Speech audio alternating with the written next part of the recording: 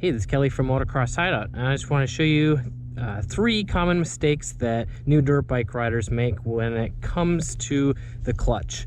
And the clutch is super important because it's a necessary technique and basic control that you need to learn, and it's one of the skills needed if you want to become an expert rider. So the 3 probably the most common mistakes that I see new riders make are: 1, using all 4 or 3 fingers on the clutch lever.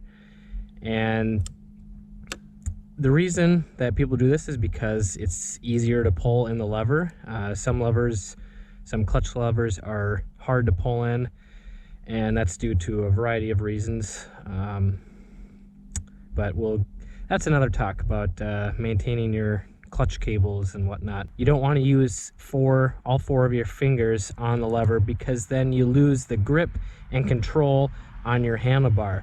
So if you're going through a set of whoops or just really rough terrain and you're bouncing back and forth, and you're going to need at least 2 of those fingers to hang on to the handlebar to be able to grip it. Otherwise, if you have all 4 on the lever, then it's easy for your hand to slip off this way or slip forward, and you may even injure your thumb. So the best technique for your clutch, the best is 1 finger, but if you don't have super strong hands or fingers, or your clutch pull is really stiff, then I recommend 2.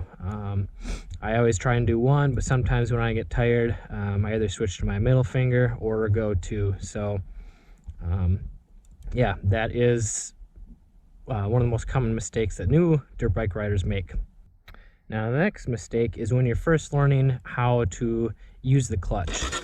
And let me show you here. So this is usually what happens when I'm teaching a new rider how to ride, or even when they already think they know how to use the clutch. So you put it in gear and you start letting the clutch out, and the bike starts moving, and then the bike stalls and dies. So this is just a classic, I feel like the bike is moving, so I can let the clutch out and go. But you don't have that muscle memory built up. So what you need to do is just keep letting the clutch out slower, longer. Keep your fingers on the clutch until you can ride fast enough so you can put your feet up on the pegs. So just because your bike starts moving doesn't mean you can just dump the clutch out. So if you have a problem stalling, then just keep slipping the clutch more.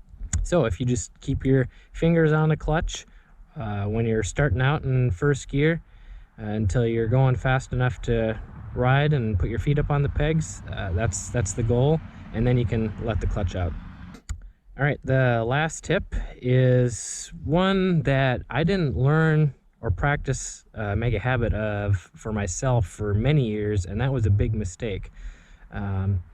It's very simple, but it's a hard habit to break if you keep your hands on the handlebars until you need to use the clutch. So you can probably guess it's leaving a finger or 2 on the clutch at all times. And what this can do for you is you'll be much less likely to stall the engine, because instead of having your hand on the handlebar and then, oh shoot, I need to reach for the clutch so that my bike doesn't stall, the time that you have to process that and then reach for the lever, that takes time. It may not seem like much, but if you already have your fingers on the lever, it saves that 1/10 of a second, and that could be the difference from your engine stalling to being able to save it, slip the clutch, and keep the engine going. And this can be huge if you're going up a steep hill, or you just need to downshift. Sometimes it's easier to pull on the clutch to downshift, and yeah, just being able to keep the bike running is a huge technique to be able to ride faster or make less mistakes. So let's put all 3 of these into use. Start the bike up. I use 2 fingers. I'll use 1 finger. Put it in gear, and I'll slowly let the clutch out until I'm going fast enough to put both feet on the pegs, and then I'll let it out. And then as I'm riding, I will keep my finger just resting on the lever. That way, when I come to a stop, you can hear the engine start to die, and then I can just quickly pull it in. Now the engine keeps going, so I don't have to start it up again after accidentally stalling it. So if you want more tips like this sent right to your email, go to motocrosshideout.com. This is Kelly Fager, and I look forward to helping you become a better rider. Learn more, ride more.